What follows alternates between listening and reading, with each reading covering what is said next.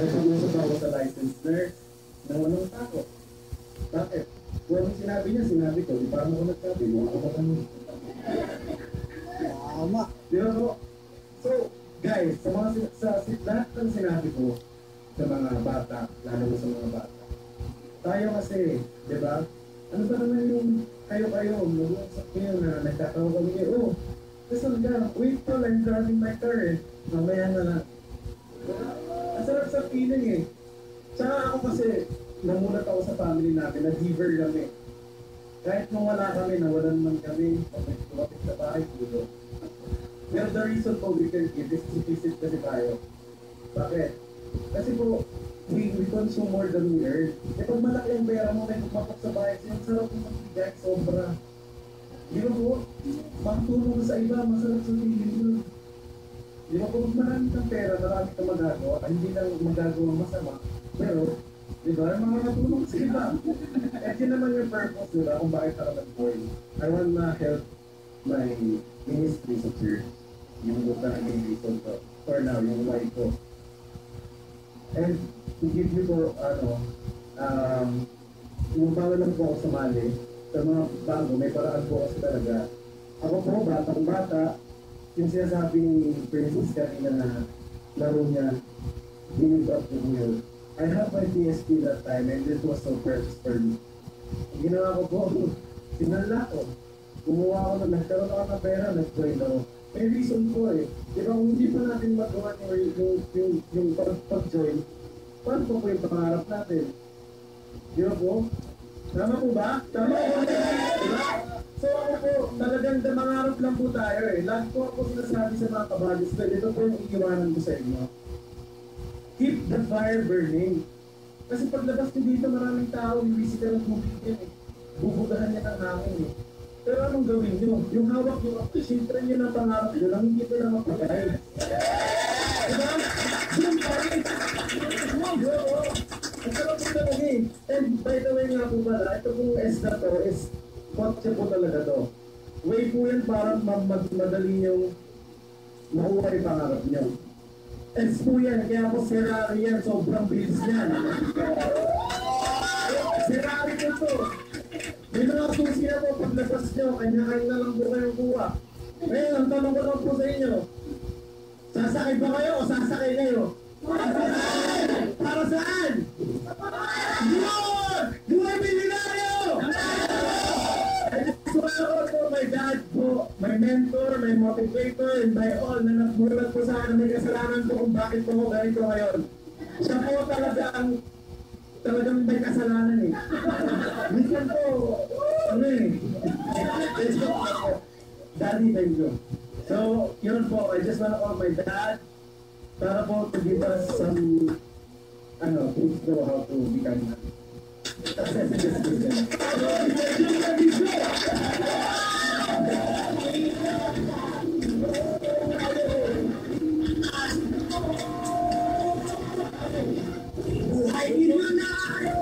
Good morning! Okay, alam na mga kaibigan, ito lang, may mga parents ako nakikita dito. Saan nyo gustong makita ang anak nyo na nagpupayat? Sa kalye, sa church o dito? Dapat sa church at saka dito. Tama po? Bakit ang pinag-uusapan dito ay magandang buhay? Tama? Ang pinag-uusapan dito, paano makatulong sa pamilya? Paano makatulong sa ibang tao? Hindi yung tatanungin mo anak ko, saan ka galing anak, masing na naman. Tama po? Maraming magulang sa labas, galit na galit sila dahil ang anak nila wala pa. Hindi nila naiintindihan ang binubuno ng anak nila pagbabago ng entire family. Yes. Grabe, no? English din yun. Sa mga hindi nakakilala sa akin mga kaibigan, hiningi ako ng payo sa inyo. Bakit po? Ako po ay may 4 na anak mga kaibigan. College po lahat yan. CEU, UE, and Fatima. Pero yung tatay nila, first year high school, hindi nakatapos ng high school. At hindi lang ordinaryong first year high school, squatter kami nakatira ng araw. Walang CR ang bahay namin. Tayuhan niyo po ako, saan niyo po ako pwedeng pagtrabahuin na makapagpaaral ako ng ganyang anak at mapapataba ko pa. Saan po?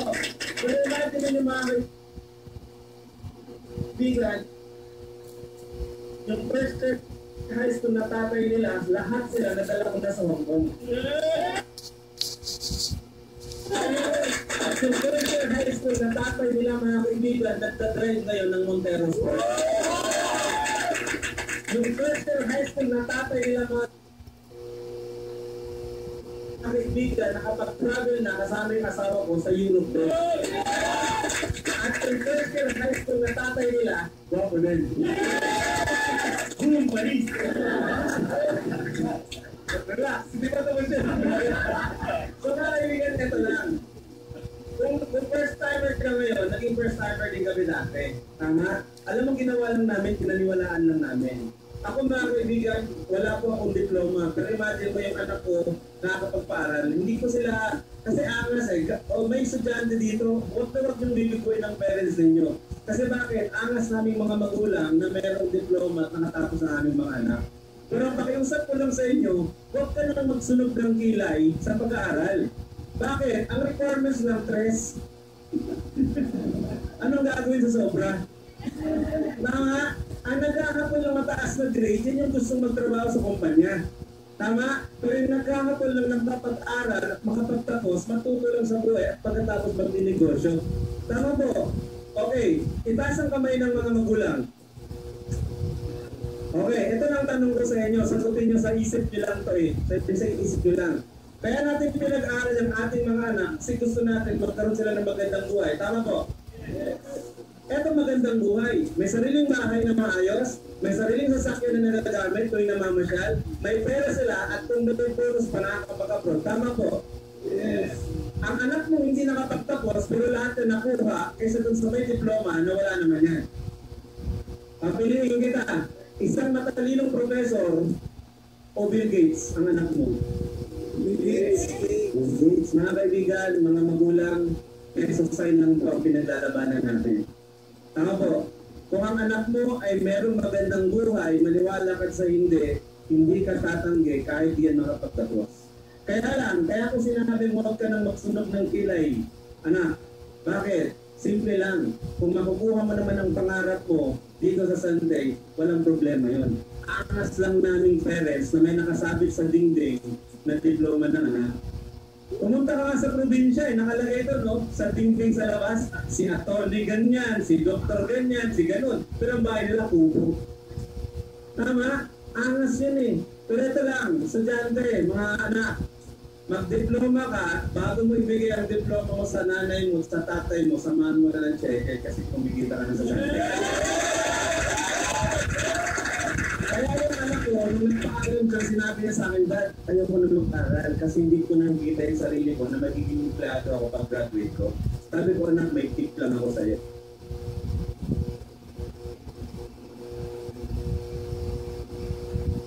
Ika, di ko magbayad, may pera ka eh. Alam mo naman ako pa, tama.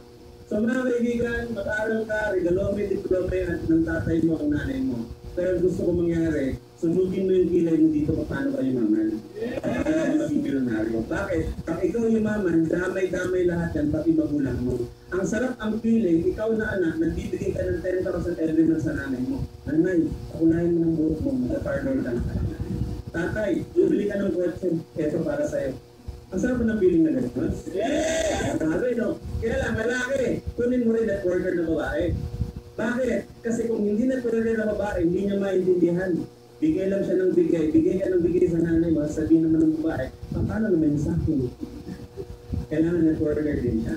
Sa akin lang naman yun. Personal ko lang naman. Kasi imagine mo yung anak ko kung magsalita, kung mag-isip, iba na po. Kasi bakit? Namulat na siya. Iba na yung conversation namin eh.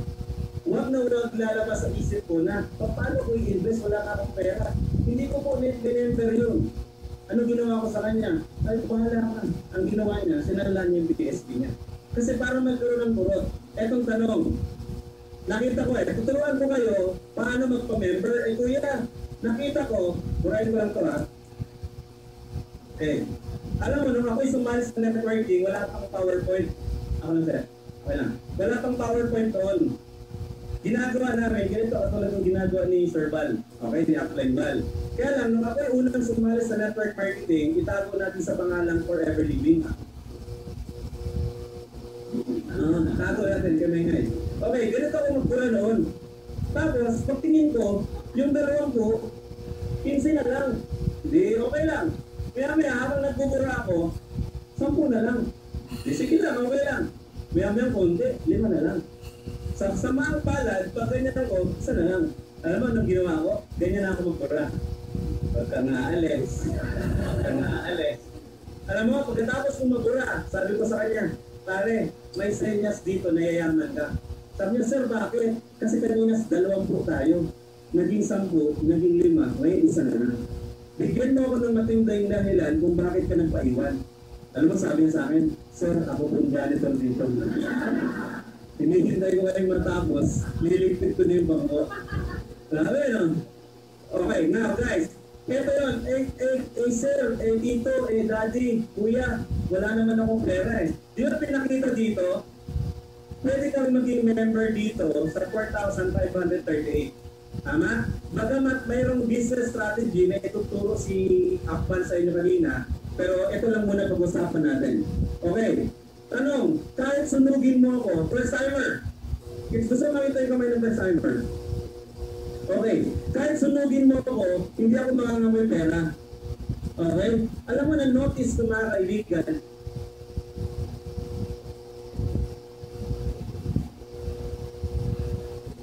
sa buhay, kaya nga pinakita natin sa inyo idea. Meron akong tip sa inyo, especially yung mga baguhan na mga bata pa. Ito yon, ang puhunan lang, kaibigan, para makasali dito, 20 pesos at saka yung cellphone mo. Huwag mo isanla, okay? Gamitin mo. Bumili ka ng text ng Unli Text on Network. Itong script, turo ko sa inyo. Itong script, tita, tito, ninang, ninong, ate, kuya, friend. Tama? Meron akong business na pinasok. Ang tuhunan, 5,000. May 4,000 na ako, 1,000 na lang ang kailangan ko. Lalarga na yung business.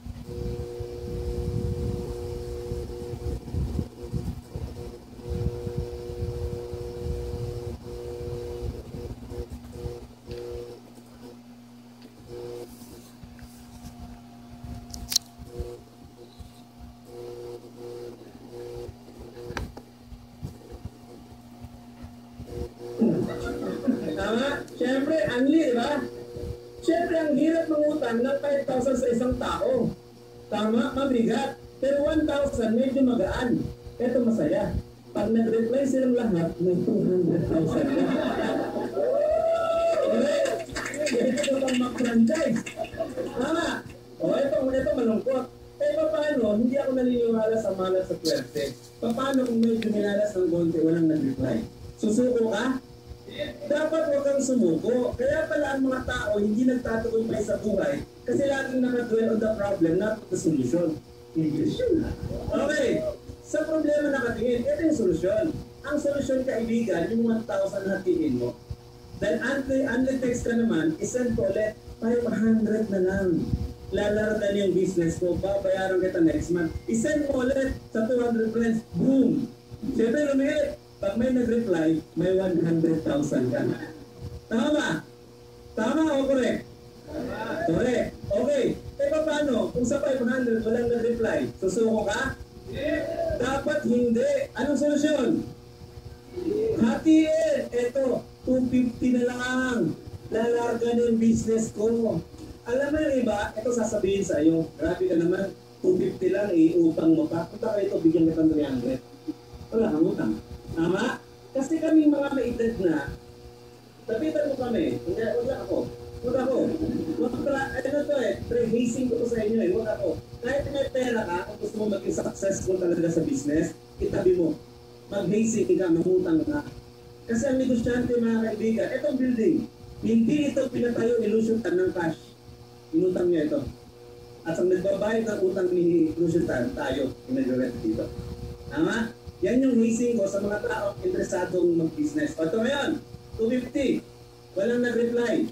Imagine mo yung iba, meron. Kasi kami mga may edad na, sabihan mo kami dito, marami, may business akong pinasok, ang kailangan ko ng 1,000. Alam mo, bibilib kami sa'yo. Grabe, pamilya ko, gusto ko, ikusyante na. O sige yun, ito, pautahan kita. Mangutang ka sa tito mo ng pang-gimmick, hindi ka bibigyan. Tama? Pero mangutang ka pang negosyo, ang chance na malaki, bibigyan ka. Okay, ngayon, 250, walang nag-reply. Ngayon, susuko ka? Hindi ka susuko. Anong gagawin mo? Hatiin. Pero this time, capital letter na lahat ha. Ibig sabihin, galit ka na.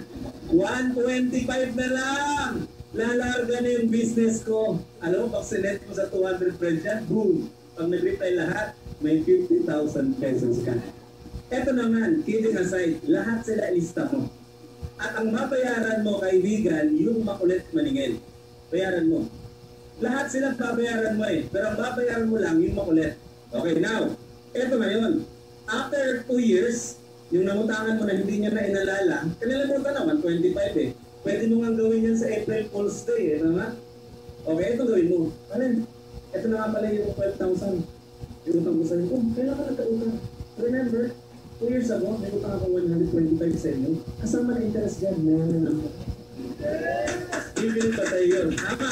Okay, now, paano kaibigan, so 125, walang nag-reply. Talagang inabot ka talaga ng pamanasan. Susuko ka? Anong gagawin mo? Huwag na, kawawa ka naman dyan. Etong gawin mo. Etong tip ko sa inyo. Lahat sila, purahin mo sa cellphone mo. Bakit? May kasabihan, kung gusto mong yumaman, sumama ka sa mayayaman. Huwag kang magtaka. Ulugi pala mga kaibigan mo, kaya hindi kayo mayaman. Kasi gawin mo. Bumili ka ng cellphone na 5110 sa Quiapo, mga 50 pesos na lang siguro yan. Ilipat mo sila lahat doon. Mga pulubi pala kayo dito. Ganda-ganda ng cellphone mo, hindi ka mapautang ng 125. Kaibigan. Eto na nga, ang dami kong tinuruan ng ganyan, sa totoo lang po, tuwa, sabi niya, sir, joke lang yun, pero nagkatotoo. Subukan mo yun mga kaibigan, mangutang ka sa mga taong seryoso, panalo ka talaga. Okay? So ito lang po, itong pinag-uusapan natin yan, sabi nga ni Upline Balcanian, is more on kwento-kwento. Imagine nyo na lang po yung buhay na nangyari sa amin. Hindi naman po kami mayaman, hindi naman po ako nakatapos ng high school. Pero imagine niyo po, ito po yung lifestyle natin ngayon. Ngayon, kung gusto niyo, isa po kami sa mga katulong sa inyo mga kaibigan. And then i-approach nyo po yung mga taong nag-invite sa inyo.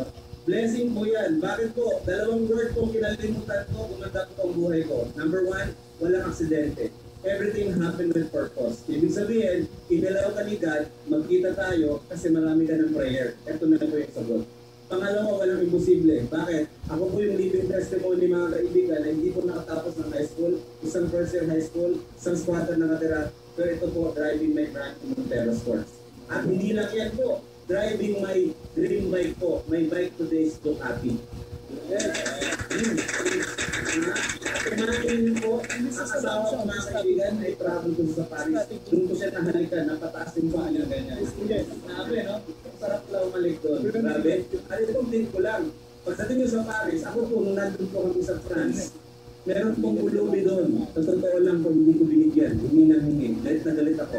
Alam mo kung bakit? Sabi ko, yabang mo, ulubi ka, ang galing-galing mo mag-French. Ako nga, hindi marunong niya. Okay, so maraming salamat po and to God be the glory.